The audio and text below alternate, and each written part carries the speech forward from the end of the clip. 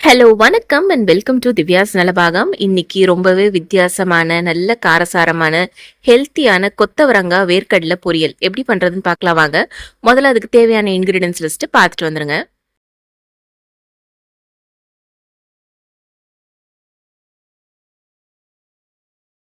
இதுக்கு ஒரு 2 table spoon அளவுக்கு தோல் நீக்கில் வறுத்த வேர்க்கடலை சேர்த்துருக்கேன். இது கூட ஒரு 1/2 டீஸ்பூன் அளவுக்கு சீரகம், ஒரு 5-6 காஞ்ச மிளகா, உங்களுக்கு காரத்துக்கு தகுந்தது சேர்த்துக்கோங்க. இதை முதல்ல பொடிச்சிருங்க. இப்போ இதில் ஒரு 5-6 பல் பூண்டு சேர்த்துக்கோங்க. ஒரு 2 டேபிள் ஸ்பூன் அளவுக்கு தேங்காய் துருவல் சேர்த்துக்கலாம். ஒரு கொத்து கருவேப்பிலையும் சேர்த்துருங்க. இதை தண்ணி எதுவும் சேர்க்காம இந்த மாதிரி கொரப்பா அரைச்சி வச்சுக்கோங்க. நமக்கு மசாலா ரெடி.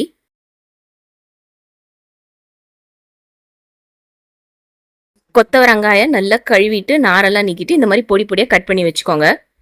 இதை இப்போ ப்ரெஷர் குக்கரில் ட்ரான்ஸ்ஃபர் பண்ணிடுங்க. இதில் ஒரு 1/4 டீஸ்பூன் மஞ்சள்தூள் சேர்த்துக்கலாம். இந்த காய்க்கு தேவையான அளவு உப்பு சேர்த்துருங்க. ஒரு கப் அளவுக்கு தண்ணி சேர்த்தா போதும். காய் கொஞ்சம் மூழ்க இருந்தால் போதும். இப்போ ப்ரெஷர் குக்கரை மூடிட்டு ஒரு 2 விசில் விடுங்க. விசில் வந்ததும் அடுப்பு ஆஃப் பண்ணிடுங்க. ப்ரெஷர் தானா அடங்கட்டும்.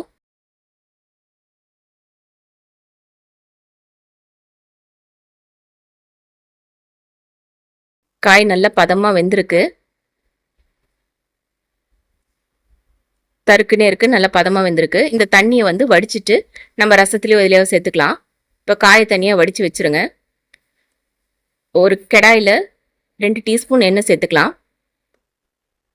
ஒரு 1/4 டீஸ்பூன் கடுகு, 1/2 டீஸ்பூன் உளுத்தம்பருப்பு, 1/2 டீஸ்பூன் கடலைப்பருப்பு, 1/2 டீஸ்பூன் சீரகம், 2 காஞ்ச மிளகா கிள்ளி சேர்த்துக்கோங்க. 2 பச்சை மிளகா இந்த மாதிரி கீரி சேர்த்துக்கோங்க. இது ஆப்ஷனல் தான். ஒரு கொத்து கருவேப்பிலை சேர்த்துருங்க. இது கூட 4 பல் பூண்டை நல்லா பொடியாக கட் பண்ணி சேர்த்துக்கோங்க. இதை ஒரு வதக்கிட்டு இப்போ ஒரு பெரிய வெங்காயம் 1-2 சைஸுக்கு தகுந்தாப்புல நல்ல பொடியை கட் பண்ணி சேர்த்துக்கோங்க. இதையும் நல்லா பொன்னிறமா வதக்கிக்கோங்க. வெங்காயம் வதங்கினதும் 1/4 டீஸ்பூன் பெருங்காயத்தூள் சேர்த்துடலாம். இப்போ அரைச்சி வச்சிருக்கோம் இல்லையா, அந்த மசாலாவை சேர்த்துருங்க. மிதமான தீயில வச்சு செய்யுங்க, மசாலா அடி பிடிக்கும். சிலர் இதை கடைசியாக சேர்ப்பாங்க. நான் இப்பயே சேர்த்துட்டு ஒரு வதக்கிக்கிறேன். இப்போ வேக வச்ச காயை சேர்த்துருங்க.